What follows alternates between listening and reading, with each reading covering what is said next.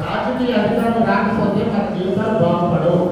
మన పిల్లలకి IAS IPS గౌరవించుకో, నిన్ను అభివృద్ధి చేసుకో. మన ముందుకు ఎంత వస్తుంది? ఇప్పుడు పనులకు పోరాటం చేసింది అల్లూరు సీతారామరాజు. దక్షిణ నియోజకవర్గంలో మత్స్యకారుల యొక్క ఉనికిని చాటాలంటే మత్స్యకారులే చట్టసభల్లోకి వెళ్ళాలనేది ఒక ముఖ్య ఉద్దేశంతో ఈరోజు సమావేశం పెట్టాం. అలాగే ఈరోజు వైఎస్ఆర్సీపీలో జరుగుతున్న పరిణామాలన్నీ కూడా మనం చూసినట్లయితే కొంత వ్యతిరేకత అనేది రావడం జరుగుతుంది. కాబట్టి ఇలాంటి నేపథ్యంలో ఇలాంటి అవకాశాలకి మేము తావిచ్చినట్టయితే ఇతరులు ఈ యొక్క అవకాశాన్ని సద్వినియోగం చేసుకుంటారేమో అనే భయంతో మేము ఈరోజు ఈ సమావేశం పెట్టి మత్స్యకారులకి కంపల్సరిగా ఈ దక్షిణ నియోజకవర్గాన్ని సీటు కేటాయించాలని, ముఖ్యంగా వైఎస్ఆర్సీపీలో వస్తున్నటువంటి మార్పుల కోసం అయితే ఇక్కడ ఏర్పాటైనటువంటి కుర్రోడు యాక్టివ్గా ఉంటాడు. అతను జానకిరామ్ గారికి సీట్ ఇచ్చినట్టయితే గెలిపించుకున్న బాధ్యత మాది అని బాధ్యత తీసుకోవడానికి ఇవాళ ఎంతోమంది ఇక్కడికి తరలి వచ్చారు.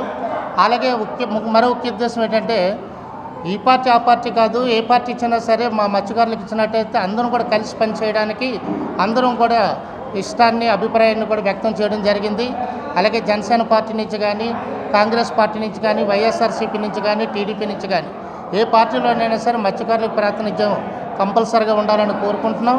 కార్పొరేటర్లు బయటకు వచ్చి ఎమ్మెల్యేగా మాకు వల్ల న్యాయం జరగట్లేదని బయటకు రావడం జరుగుతుంది. అలాగే కొన్ని ఇండిపెండెంట్ కార్పొరేటర్లు కూడా ఏదో పార్టీలోకి వెళ్ళిపోవడం కూడా జరుగుతుంది. అంటే ఎమ్మెల్యే గారి మీద వ్యతిరేకత ఉందని అధిష్టానం భావించి ఒకవేళ టికెట్ కానీ ఆయనకి ఇవ్వలేని పక్షంలోని దక్షిణ నియోజకవర్గ టికెట్ వాసుపల్లి మన జానకిరామ్ గారికి ఇవ్వాలని చెప్పేసి అక్కడ వార్డు బయలుజా జాల కులస్తులు ప్రధానంగా దక్షిణ నియోజకవర్గంలో ప్రధాన కులస్తులు అయిన మా మత్స్యకారులు ఇక్కడ సమావేశం పెట్టడం జరిగింది. దాంతోపాటు కూడా మిగతా పార్టీలు కూడా జనసేన కానివ్వండి, టీడీపీ కానివ్వండి, పొత్తులు ఉన్నప్పటికీ కూడా ఆ సీటు కూడా అక్కడ మత్స్యకారులకు ఇవ్వాలని చెప్పి డిమాండ్ చేయడం కూడా ఈ మీటింగ్లో చెప్పడం జరిగింది.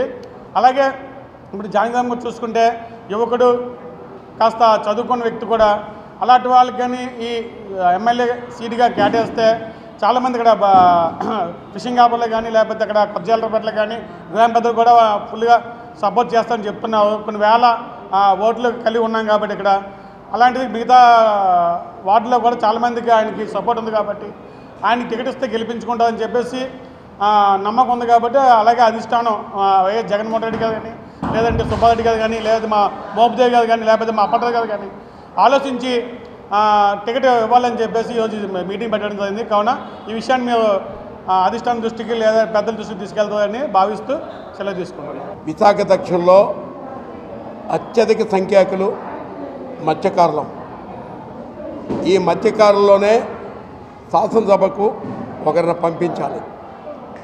మాకు సమస్యలు పట్టించుకున్న వాడిని, మా కష్టాల్లో నేనున్నానని ముందుకొచ్చిన వారు, గతంలో కూడా హీరావాల్ పాకిస్తాన్ బార్డర్లో చిక్కుకున్న ప్రజలను తీసుకొచ్చిన వాడు, తన సొంత నిధులు ఖర్చు పెట్టి హోమ్ మినిస్టర్ గారితోనూ అటు ముఖ్యమంత్రి వారితో ప్రాణాలు పోతాయేమని కుటుంబాలు ఏడుస్తూ ఉంటే అటువంటి వాడిని రక్షించి తీసుకొచ్చింది వాసుపల్లి జానకిరామ్.